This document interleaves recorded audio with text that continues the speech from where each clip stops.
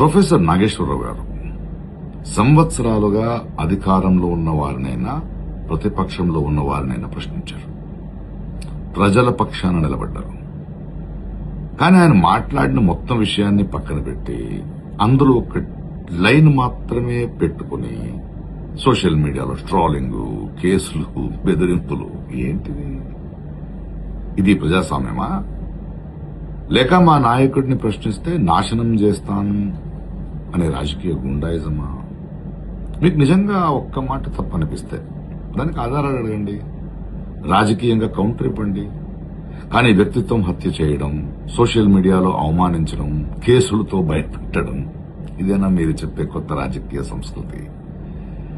నాగేశ్వరరావు గారు చంద్రబాబు గారిని ప్రశ్నించారు, పవన్ కళ్యాణ్ గారిని ప్రశ్నించారు, కేసీఆర్ గారిని ప్రశ్నించారు, జగన్ గారిని ప్రశ్నించారు, రేవంత్ రెడ్డి గారిని ప్రశ్నించారు, బీజేపీని ప్రశ్నలు అడిగారు. అప్పుడు ఆయన నిజాయితీ మీకు గుర్తుకు రాలేదా? ఇప్పుడు ఒక మాట మీకు నచ్చలేదని ఆయన మీద యుద్దం ప్రకటించడం ద్వంద్వ వైఖరి కాదా? ప్రశ్నించే గొంతులను కేసులతో మౌనం చేయాలని చూడడం ప్రమాదకరం. ఈరోజు నాగేశ్వరరావు గారు, రేపెవరో. ఇంకో విషయం,